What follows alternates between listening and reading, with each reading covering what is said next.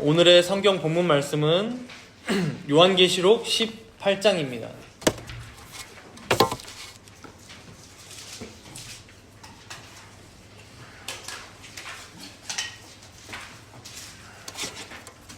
신약 성경 416페이지에 있습니다. 본문 말씀은 요한계시록 18장 전체인데 봉독은 제가 1절부터 11절까지만 봉독하도록 하겠습니다. 봉독합니다. 이 일 후에 다른 천사가 하늘에서 내려오는 것을 보니 큰 권세를 가졌는데 그의 영광으로 땅이 환하여지더라. 힘찬 음성으로 외쳐 이르되 무너졌도다 무너졌도다 큰 성 바벨론이여, 귀신의 처소와 각종 더러운 영이 모이는 곳과 각종 더럽고 가증한 새들이 모이는 곳이 되었도다.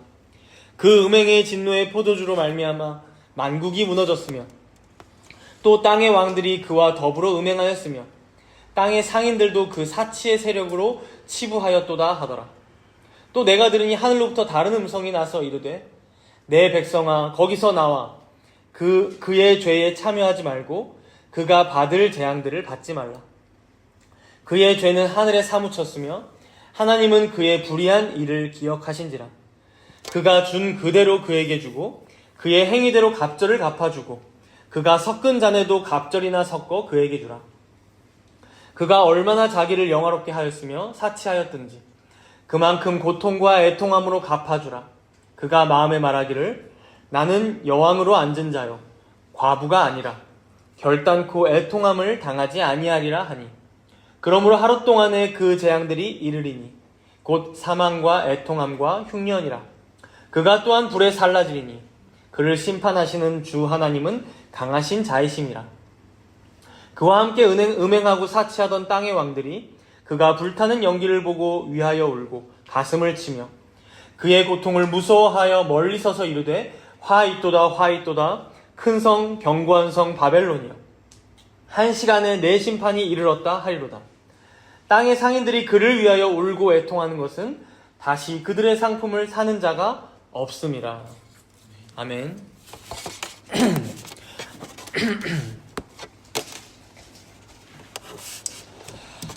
우리는 지난 주일에 계시록 17장 말씀을 통해서 큰 음녀와 짐승이 심판받는 내용을 살펴봤습니다. 여기서 큰 음녀와 짐승은 각각 하나님께 대항하는 사탄의 세력, 큰 음녀가, 그렇죠? 그리고 짐승은 하나님께 대항하는 세상의 권력을 상징한다고 말씀드렸습니다. 그리고 이런 맥락에서 오늘 본문 18장은요, 이어서 큰 성 바벨론이 무너지는 내용이 나오는데, 큰 성 바벨론, 지난주에 음녀와 짐승이 각각 사탄의 권세, 세상의 권력을 상징했다면 그 다음으로 나오고 있는 이 큰 성 바벨론은 그런 거대한 의미로부터 조금 더 좁혀져서 바로 당시에 있었던 로마 제국을 상징한다라고 여러분들이 보시면 됩니다. 큰 성 바벨론은 거의 로마 제국을 상징한다. 그러니까 그 당시에 가장 하나님을 믿는 신앙을 핍박하고 하나님께 대항했던, 우상 숭배했던, 음행했던 가장 큰 나라, 로마 제국. 오늘 본문은 이 로마 제국에 대해서 이렇게 예언하면서 시작하는데요. 우리 함께 본문 2절을 함께 읽도록 하겠습니다. 본문 2절입니다. 18장 2절이죠. 함께 읽습니다. 힘찬 음성으로 외쳐 이르되 무너졌도다 무너졌도다 큰 성 바벨론이여, 귀신의 처소와 각종 더러운 영이 모이는 곳과 각종 더럽고 가증한 새들이 모이는 곳이 되었도다. 여기서 이제 무너졌도다 무너졌도다 라고 하는데, 이 단어를 헬라어 시제로 보면요, 외울 필요는 없습니다.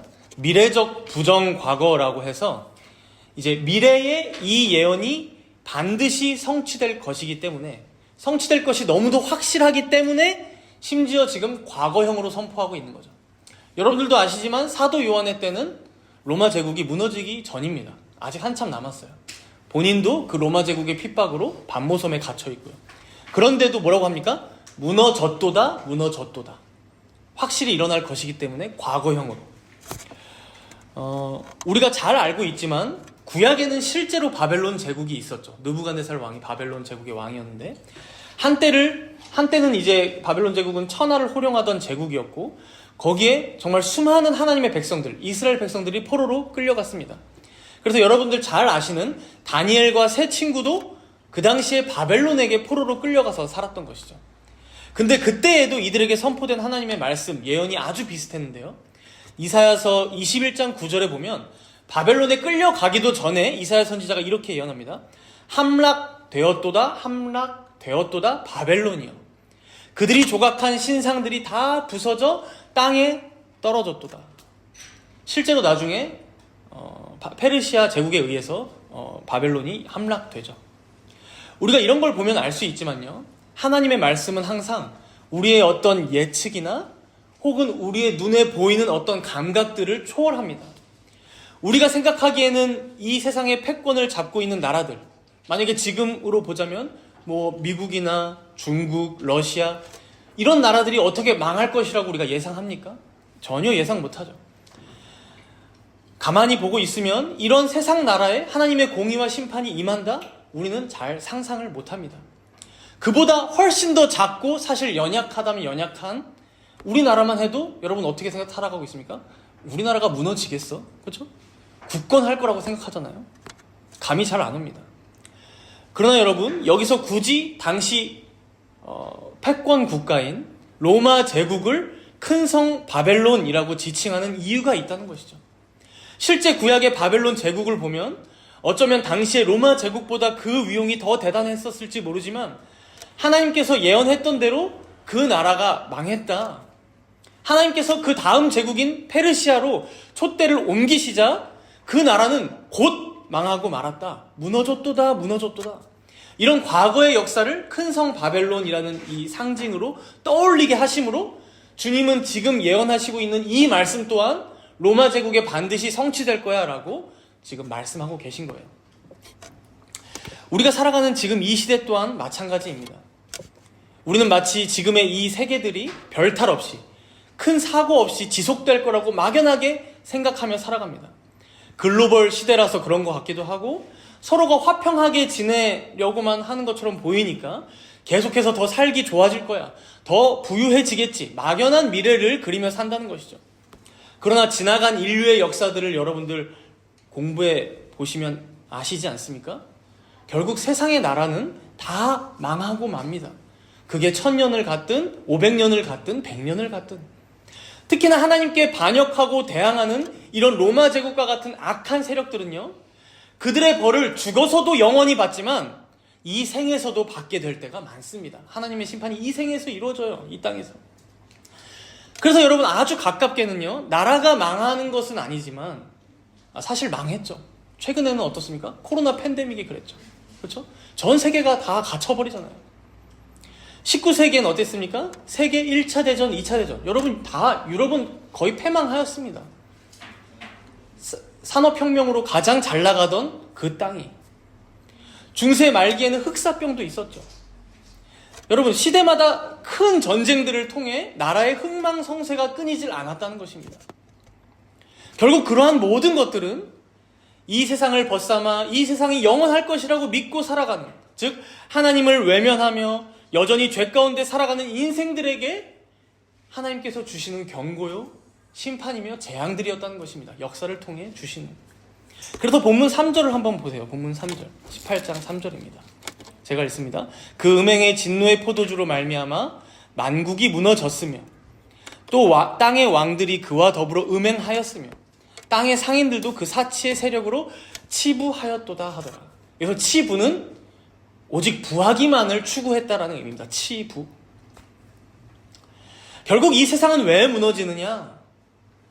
음료와 짐승과 함께 음행, 우상 숭배하고 하나님을 거역하는 그 음행에 동참하였기 때문이고, 진리를 찾으려 하기보다 복음을 믿고 구원받아서 하나님의 백성이 되려고 하기보다 세상에서 그저 사치를 즐기며 자신이 부유해지기만을 추구하며 이 땅이 그렇게 영원할 것이라고 믿고 살았기 때문임을 말씀하시는 것입니다.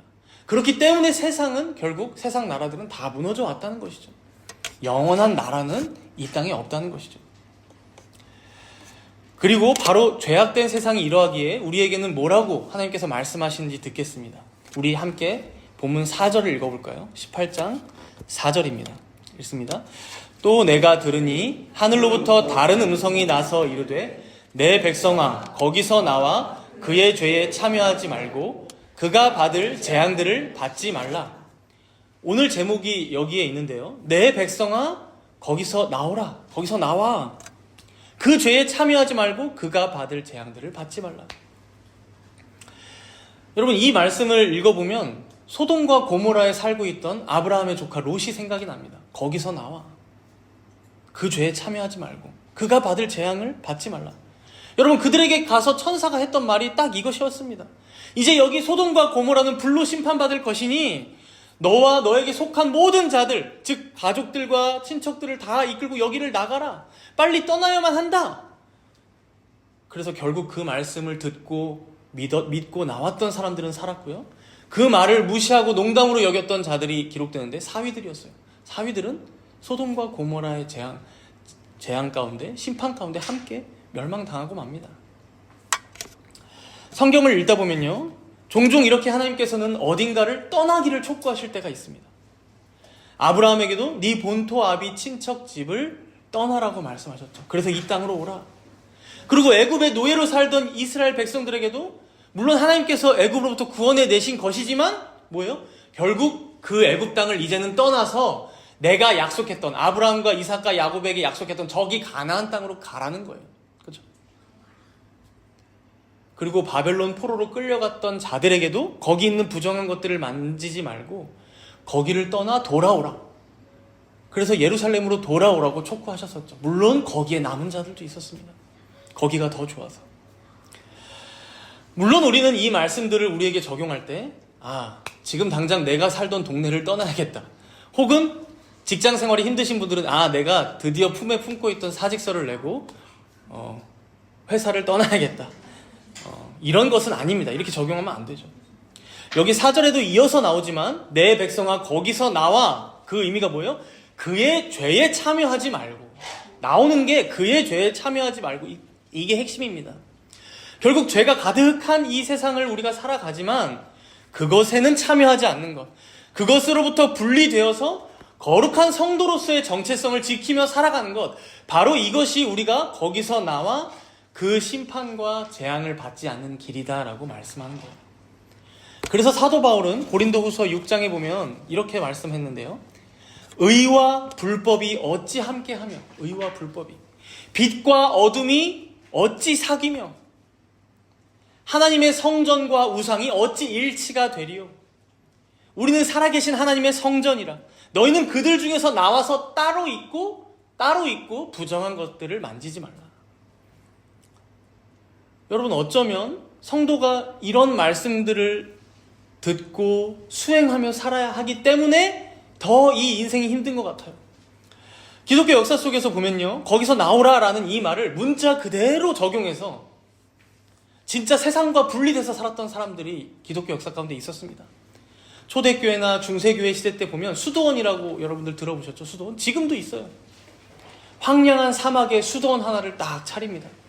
혹은 산 위에 인적이 드문 곳에 가서 수도원을 차립니다.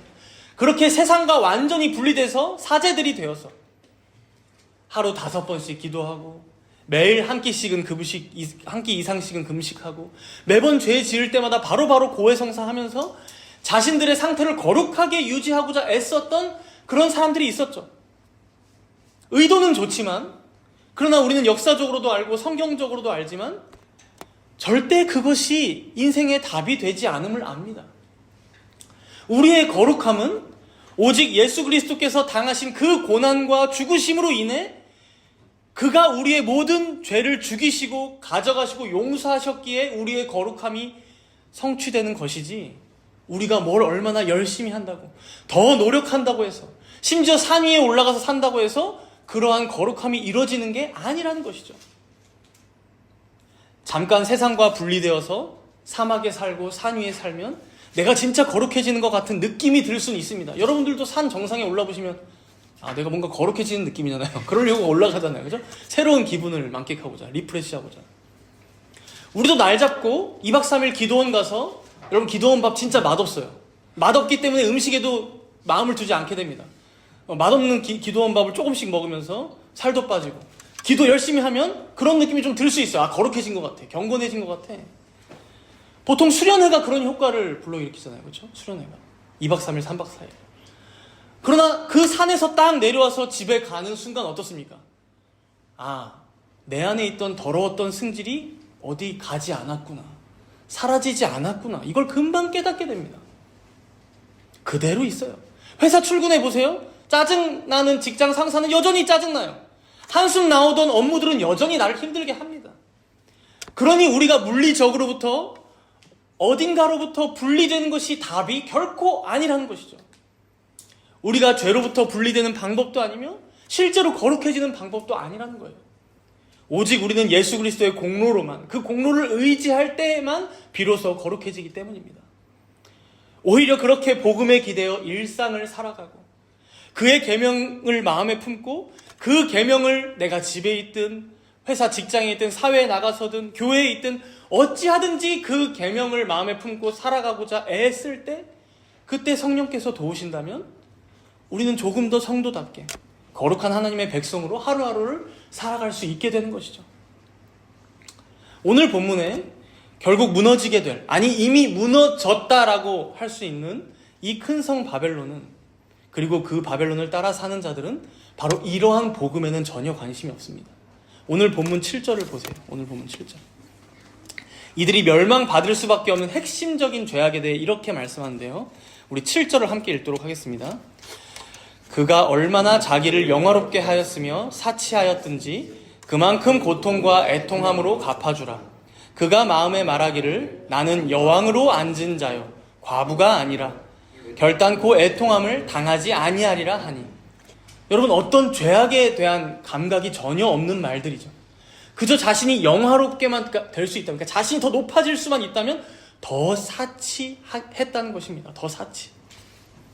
그리고 실제로 이들이 얼마나 부귀영화를 누렸는지요. 그가 마음에 말하길 뭐라고 말합니까? 나는 여왕과 같대요. 여왕으로 앉은 자요 과부가 아니라, 과부는 뭔가 부족한 사람이잖아요. 당시 인식으로 아주 부족한 사람이었습니다. 도움을 받아야만 하는 자, 어렵게 살아가는 자, 과부가 아니다. 나는 그런 과부와 같이 결단코 애통함을 당하지 않는다는 거예요.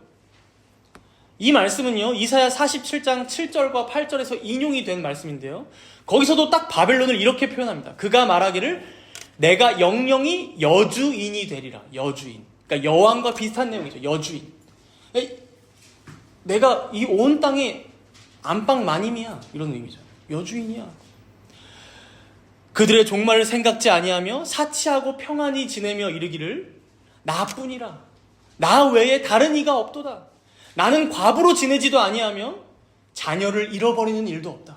한층 더 나아가고 있죠. 이사야서의 바벨론. 지금 오늘 본문보다. 이걸 그대로 갖고 왔지만 요한은 오히려 축약해서 여러분 설명한 거예요. 여러분, 이 큰 성 바벨론의 말과 생각을 들어보니 어떻습니까? 이보다 교만할 수가 없습니다. 온 세상에 나 외에 다른 이가 없고 나 같은 이가 없다고 합니다. 자신들의 종말이나 무너짐은 생각도 안 한다고 합니다. 지금 보기에 내 상황이 종말을 생각한다고? 전혀 그렇지 않은데 자신들이 세상의 패권을 쥐고 있다 이거죠. 자신들은 과부와 같은 외로움도, 자녀를 잃는 것 같은 그런 슬픔도 내 인생에는 전혀 겪을 일이 없어. 결코 나는 애통함을 당하지 않을 거야. 그야말로 천상천하 유아독존. 그러나 여러분, 여전히 하늘에는 하나님이 살아 계시죠. 그럼에도 이들은 세상에 나밖에 없다. 내가 바로 여왕이고 여주인이다. 그러니 더 사치하고 더 치부하며 부귀영화만을 누릴 것이다 라고 말하는 거예요. 그러나 여러분, 오늘 본 말씀은 그렇게 호언장담했던 구약의 바벨론 제국이 무너졌듯이 이후에 페르시아 제국도 그렇게 망했으며 또 오늘 본문의 큰 성 바벨론으로 비유되는 로마도 다 무너지는 역사가 인류의 역사라는 것을 우리는 너무도 잘 압니다. 그렇다면 이제 우리가 이 세상을 대하는 태도가 어떠해야 하겠습니까? 그나마 세상의 모든 패권을 쥐고 있는 바벨론이나 로마 제국은, 혹은 미국이나 중국은 사실 이렇게 생각해도 조금 이해는 가죠. 왜냐면 세상에 이들이 탑이니까, 전 세계에서 짱이니까. 그러나 여러분, 여러분들 자신을 생각해 보세요. 우리는 진짜 아무것도 없잖아요. 그렇죠? 진짜 아무것도 없잖아요. 정말로 연약하잖아요. 얘네들처럼 호언장담할 만한 인생의 무언가도 없고 세상적으로 갖춘 것도 없어요. 그럼 우리는 정말로 하나님 앞에서 겸손해야 하지 않을까요? 정말로. 그러나 우리가 어떻습니까? 때로는 마치 이 세상이 멸망하지 않을 것처럼 나에게는 이런 종말이 찾아오지 않겠지 하면서 세상의 부귀영화만 쫓으며 살아가고 있는 모습들이 우리 안에는 없냐라는 것이죠. 남들과 비교해서 더 자랑할 것들이 생기면 좋아하는 인생, 그 자랑할 것이 없으면 낙심하는 인생들은 아니냐 하는 겁니다. 사랑하는 성도 여러분, 성도의 정체성을 분명히 하시기 바랍니다. 성도의 자랑은 오직 우리를 구원하신 예수 그리스도이십니다. 우리의 자랑은. 성도는 육신의 정욕과 안목의 정욕, 이생의 자랑을 위해 사는 자들이 아닙니다. 오직 우리의 거룩과 영화를 이루신 그리스도를 주인으로 따르며 그의 다스림 안에 살아가기를 기뻐하며 즐거워하는 삶이 바로 성도가 살아갈 삶입니다. 그렇게 우리는 비록 이 땅에서 우리의 몸이 태어나긴 했지만 이 땅을 우리의 고향이라고 부르지 않습니다. 이들처럼. 우리를 영원 전부터 택하시고 사랑하신 하나님이 저 하늘에 계시며 우리를 위해 예비하신 처소가 저기 하늘에 있기에 우리는 그 본향을 향해 살아가는 자들입니다. 그렇게 우리는 마치 여기서 나그네와 같이 살아가는 자들입니다. 우리에게 맡겨진 일들, 여러 가지 사명들을 열심히 감당하며 살아가지만 그럼에도 여기서 영원히 살 것처럼 집착 부리지는 않는 것입니다.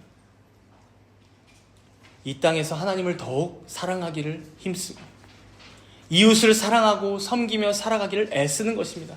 바로 이것이 우리가 살아가는 인생의 주된 목적이며 또 성도의 삶이며 정체성임을 여러분들 잊지 마시기 바랍니다. 이제 본문 9절에서 19절을 보시면요.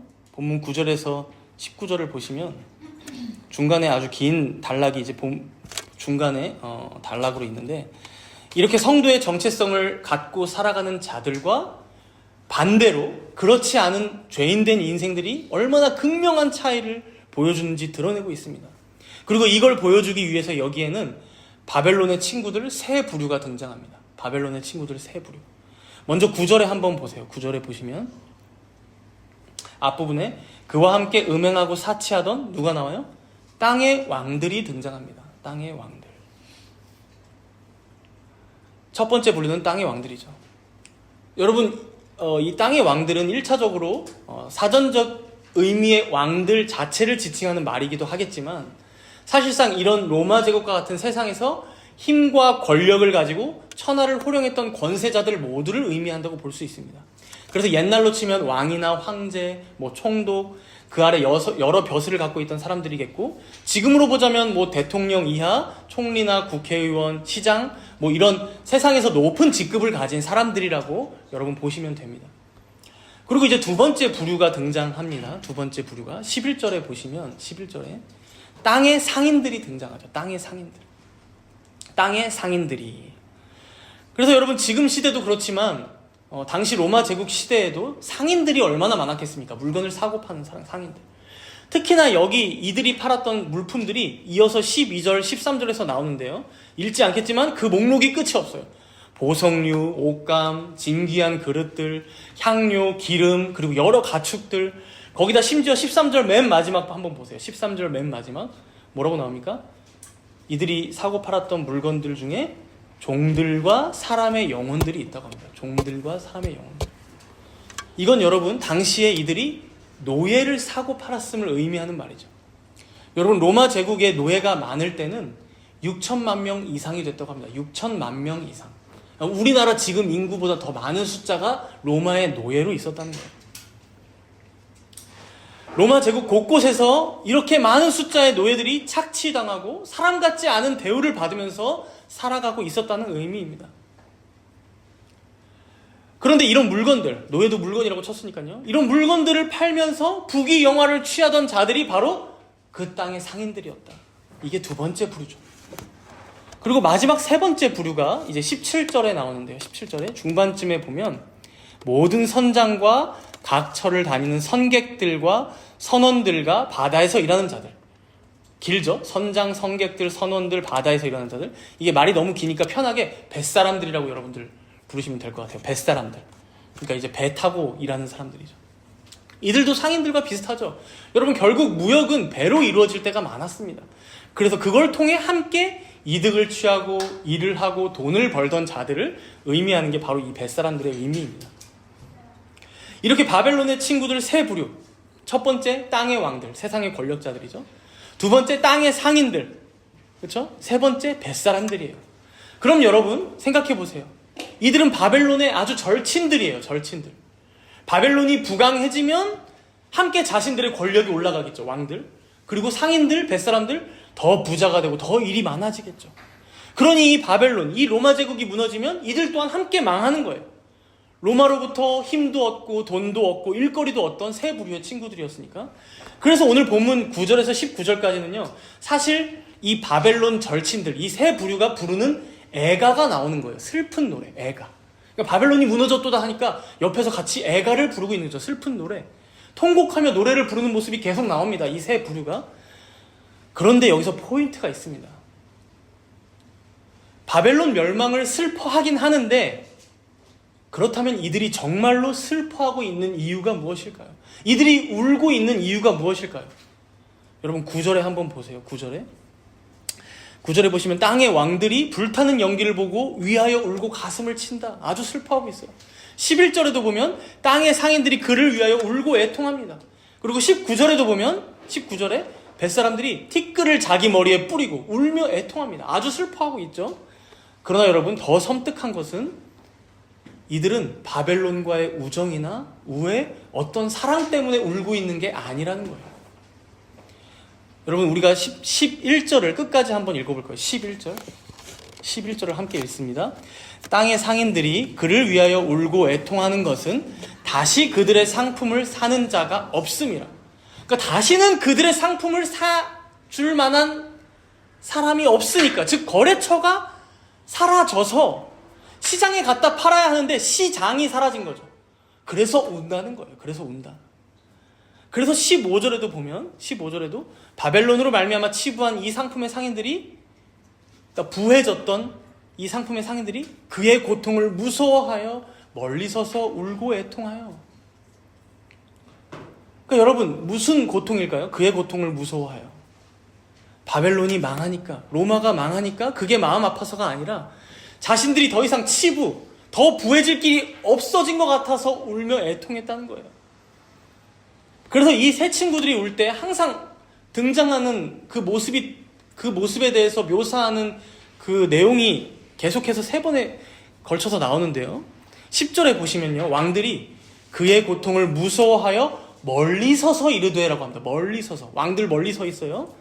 그럼 상인들은 어떨까요? 15절에 보면 상인들도 멀리 서서 울고 있습니다. 멀리 서서. 17절에 뱃사람들도 맨 뒤에 보시면 멀리 서서 불타는 연기를 보며 울고 있어요. 그러니까 솔직히 말하면 여러분 뭐예요? 불타는 그곳에 절친과 함께 있으면서 슬퍼하고 애통하며 아파해주는 것이 아니라 뭐예요? 사실상 강 건너 불구경하는 거예요. 슬퍼하긴 하는데. 멀리 서서 그저 자신들의 뒷 배경이 사라지는 것을, 자신들의 거래 대상이 사라지는 것을 보면서 그냥 우리 이제 어떻게 해서 먹고 살아가지? 그냥 그 정도로 지금 울고 있는 것에 불과하다는 거예요. 여러분 이들의 모습을 우리가 가만히 생각해 보면 어떻습니까? 철저하게 물질주의적인 가치관을 가지고 살아가고 있는 거예요. 물질주의적인 가치관. 심지어 자기 나라임에도 그럼에도 애국심 그런 거 없습니다. 그저 내가 앞으로 더 잘 살아야 하는데, 내가 더 부귀영화를 누릴 수 있었는데, 그런 의미에서 슬퍼하며 울고 있다는 거예요. 실제로 여러분 당시 로마에는 사치가 너무도 심했다고 합니다. 본문 12절과 13절에 보면 상인들이 파는 품목이 쫙 나온다고 했잖아요. 그 중에 몇 가지 예를 보면 당시 로마는요 남녀를 막론하고 은을 아주 좋아했다고 합니다. 금만큼 좋아했대요. 그래서 어떤 군대 장군은요 전장에 나갔어요. 전쟁 중이에요. 근데 은그릇으로 밥을 담아달라는 거야. 은그릇이 아니면 나는 밥을 먹지 않겠다라고 했답니다. 장군인데. 그리고 여인들은요 은욕조, 내 집에 은욕조로 설치해달라. 그러지 않으면 난 목욕하지 않을 거야. 남편이 아주 그냥 힘들었겠죠. 은욕조 설치해주려고. 거의 뭐 결혼 혼수품이 건조기가 아니라 은욕조가 아니었을까 싶어요. 황제들을 보자면요, 네로 황제는 어떤 파티에서 이집트 장미로 장식하기 위해서 지금의 돈으로 뭐 1억 원을 넘게 썼다고 하고요. 그리고 비텔리우스라는 아주 잠깐 황제를 했던 사람이 있습니다. 1년이 안 돼요. 근데 그 기간 동안 음식값으로 200억 원을 썼다고 합니다. 200억 원. 1년이 안 되는데. 왜 그런가 했더니 뭘 좋아했냐면 별식을 아주 좋아했는데 공작새의 뇌. 공작새의 뇌. 그러니까 로마에 나지도 않는 거예요, 여러분. 저기 동방에서 갖고 와야 됩니다. 그리고 꾀꼬리의 혀. 이런 걸 별식으로 좋아했대요. 나만 하질 않았겠죠. 그리고 그게 얼마나 비쌌겠습니까? 공작새의 뇌가 얼마나 할까요? 새 머리에서 나오는 게, 그죠? 그래서 당시 탈무드에는 이런 기록이 있었다고 합니다. 10개 분량의 부가 3개에 내려왔다. 10개 분량. 로마가 그중 9을 받았고 나머지 모든 3개가 나머지 하나를 받았다. 그러니까 큰 성 바벨론, 이 로마가 얼마나 부강했는지가 나타나는 거죠. 세계 전체의 부에 9를 가졌다는 거예요. 그러니 이 안에 살던 음녀와 짐승과 큰 바벨론과 함께 음행하며 자기 자신들의 영화만을 위해 살던 이들이 얼마나 사치스럽고 거만했을지는 뻔한 것이죠. 전 세계를 주름잡는 최고의 권력자, 최고의 부자들이 모여있던 곳이었죠. 여러분, 그러나 우리 예수님께서는 마태복음 6장 24절에 이렇게 말씀하셨죠. 한 사람이 두 주인을 섬기지 못할 것이니 너희가 하나님과 재물을 겸하여 섬기지 못하느니라. 우리는 오늘 이 말씀 앞에서 과연 우리의 마음은 어디를 향하고 있는지를 여러분 되돌아봐야 할 것입니다. 재물을 섬기는 자들은 바벨론의 새 친구들이 오늘 봤듯이 그러했듯이 세상이 얼마나 정의로워지고 세상이 얼마나 살기 좋아지고 그래서 모든 이들이 행복해지고 여러분 이런 거에 관심이 없습니다. 오로지 나 하나만 잘 살 수 있다면 하나님도 필요 없고 내 능력으로 내가 내 부를 이루고 내 권세를 취하고 그것으로 내 정욕과 탐욕을 채우는 것에만 관심이 있었다는 것이죠. 당시에 노예를 400명씩 거느리는 게 보통이었다고 하는데 400명씩 잘 사는 사람들이겠죠? 여러분 400명이나 되는 그 노예들을 거느리면서도 하나님께서 창조하신 그래서 매일 나와 함께하는 이 인간들이 어떤 대우를 받든 어떤 취급을 받든 무감각한 거예요. 관심도 없는 거예요. 더 확장해서 우리에게 한번 적용해 볼까요? 우리의 마음은 어떤지? 여러분들 우리의 후손들이 이 땅에서 계속해서 잘 살아가려면 여러 가지 문제들이 많지만 뭐 교육의 문제도 있고 뭐 세계 정세의 문제도 있고 정치의 문제도 있지만 여러분 요즘에 가장 화두가 되는 게 뭡니까? 기후 위기잖아요. 그게 극복이 되어야 할 텐데 혹은 우리나라가 좀 더 나아지려면 저기 소외받고 있는 자들이 더 돌봄받아야 할 텐데 어려운 자들이 도움받으려면 복지도 더 나아지고 시민의식도 더 함께 올라가고 보편적으로 나라가 이것들을 위해서 힘써야 할 텐데 여러분 부한 자들을 보십시오. 부한 자들. 그런 것에 관심이 있습니까?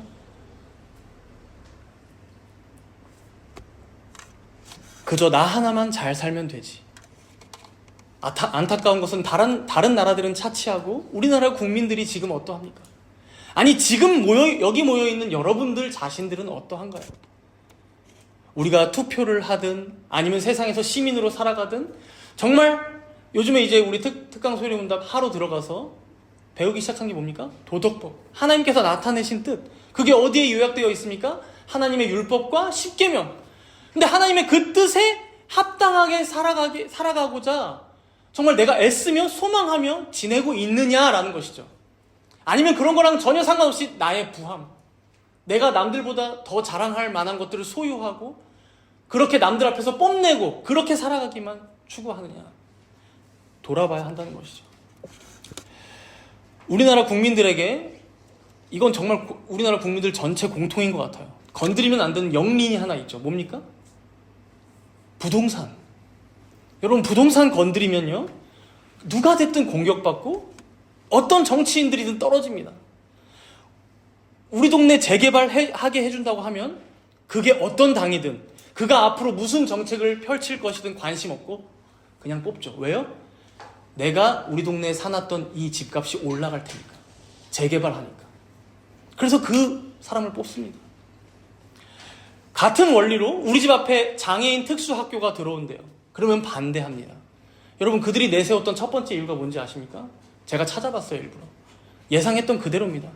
지역 이미지가 훼손돼서, 장애인들이 많아지니까 지역 이미지가 훼손돼서 집값이 내려가기 때문에 안 된다가 첫 번째 이유였어요. 결국 뭡니까?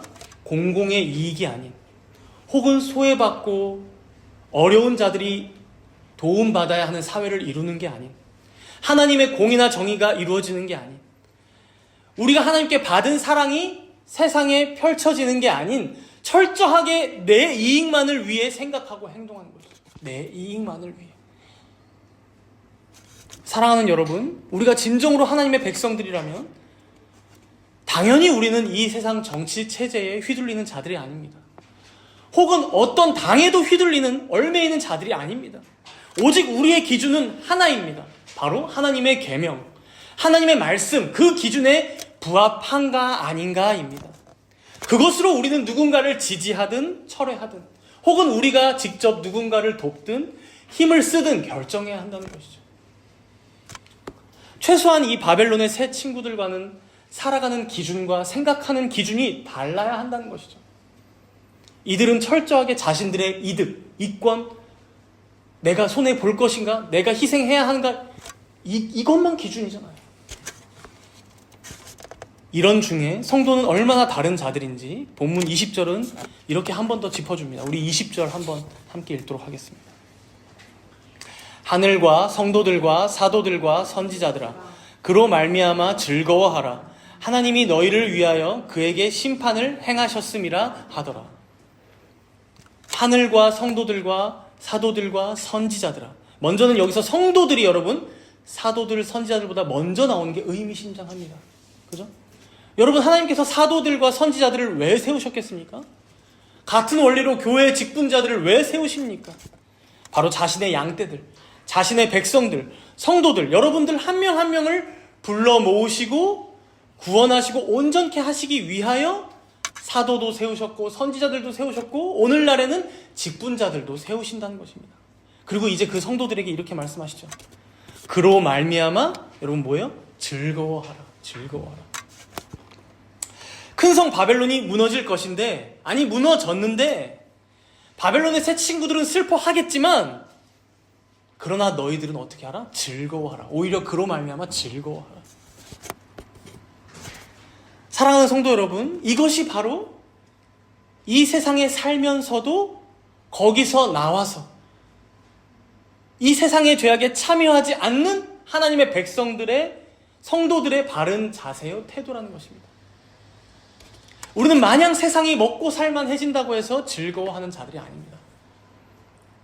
그저 우리나라가 선진국이 되고 더 잘 먹고 잘 살게 되는 것으로 기뻐하는 자들이 아닙니다. 혹은 거꾸로 못 먹고 못 살게 되었다고 해서 슬퍼하는 자들도 아닙니다.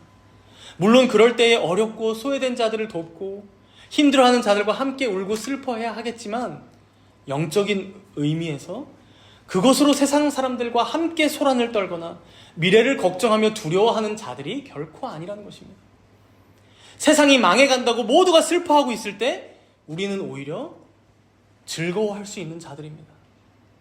하나님의 공의로우신 뜻이 성취됨으로 세상이 심판받고 망해가고 있구나, 이것을 우리는 믿기 때문입니다. 동일하게 단순히 세상의 나라가 확장되거나 부강해지는 것으로 기뻐하지 않죠. 그런 세상의 규모나 외모와 전혀 상관없이 하나님의 나라가 이 땅에 임하는 것으로 기뻐하며 하나님의 영광이 드러날 때 진정으로 즐거워하는 자들이 바로 우리이기 때문입니다. 그래서 오늘 본문 마지막 21절에서 23절에 보시면요, 21절에서 23절에 보면 여러분들 한번 읽어보세요. 6번이나 반복되면서 강조되는 문구가 있습니다. 6번이나 반복되면서 강조하는 문구. 뭔가요? 21절에서 23절.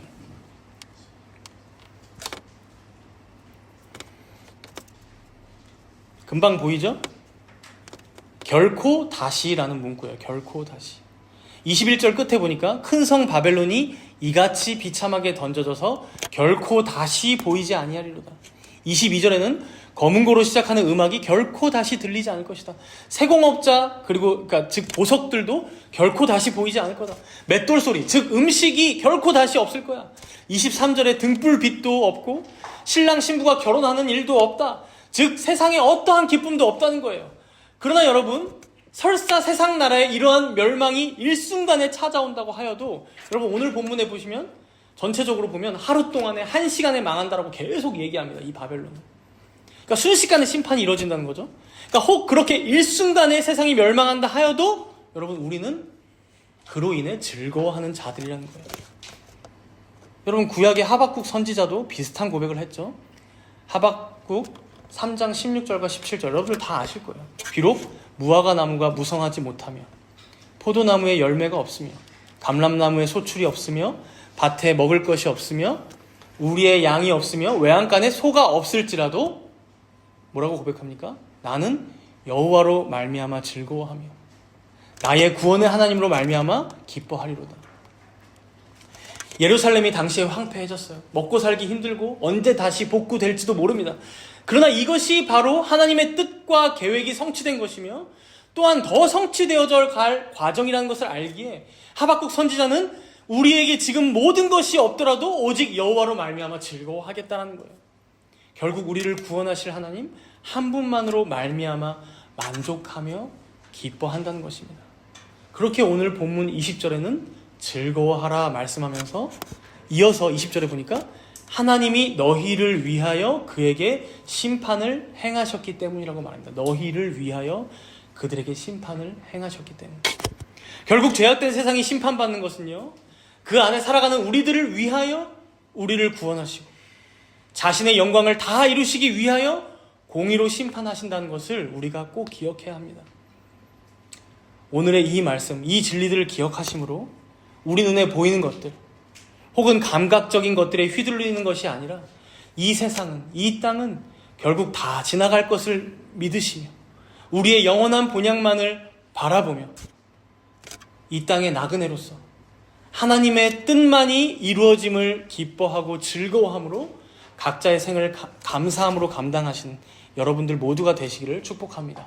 함께 기도하겠습니다. 주님, 오늘 말씀을 통해 세상의 악한 세력들과 세상의 나라들이 얼마나 교만한지를 보았습니다.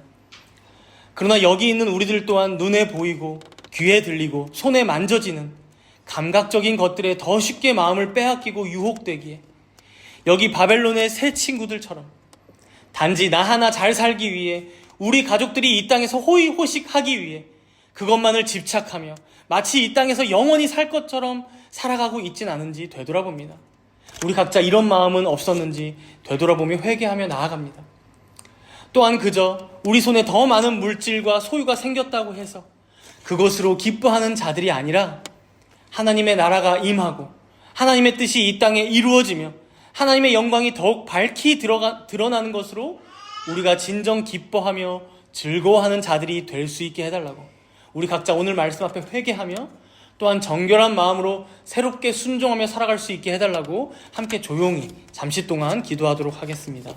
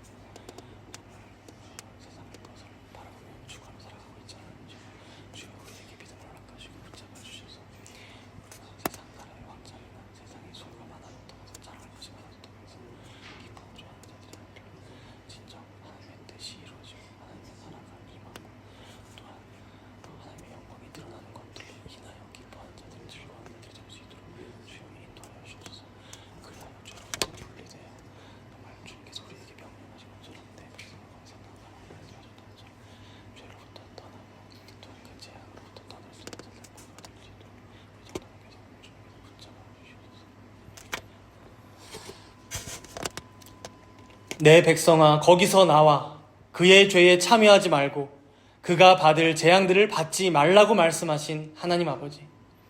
하나님의 이 음성은, 이 외침은 자신의 택한 백성들을 사랑하시는 주님의 음성이요 주님의 말씀임을 우리가 믿습니다. 그러나 때로는 우리가 이 말씀을 듣고 알면서도 세상과만 벗삼아 지내고 죄와 가깝게 지내는 것이 얼마나 매혹적이며 달콤한 경험들인지 알기에 종종 속아 넘어가고 죄의 늪에 빠져 허우적될 때도 많습니다. 마치 아브라함의 조카 롯이 그랬던 것처럼 진즉에 떠났어야 할 성에서 내 소유가 거기에 있고 내 미래가 거기에 달려있는 것만 같아서 미련을 가지고 끝까지 버티며 살고 있는 모습이 여기 모인 우리들에게는 없는지 되돌아봅니다. 아니, 이미 떠났으면서도 되돌아보며 그곳을 다시 바라봐 소금기둥이 되었던 롯의 처와 같은 모습이 우리에게 있지 않은지 되돌아봅니다. 주여, 이 세상의 것들에 우리의 마음을 두지 않게 하여 주시옵소서. 그저 하나님께서 주신 돈, 집, 건강, 또 여러 은사들, 우리 모두 각자가 가진 달란트들, 이 모든 것들을 잘 선용하여서 어떻게 하면 하나님의 계명대로 하나님을 사랑하고 이웃을 섬길 수 있는지를 고민하며 살아가게 하여 주시옵소서. 그리하여 내 자신의 유익만 구하는 이기적이고 개인주의적인 내 삶이 아닌 마땅히 주변의 이웃들을 돌보고 사랑하며 하나님과 하나님께서 허락하신 교회를 더욱 사랑하는 마음으로 이 생을 감당하며 살아갈 수 있는 우리 모두가 되게 하여 주시옵소서. 크신 은혜 감사드리오며 우리 주 예수 그리스도의 이름으로 기도드리옵나이다. 아멘.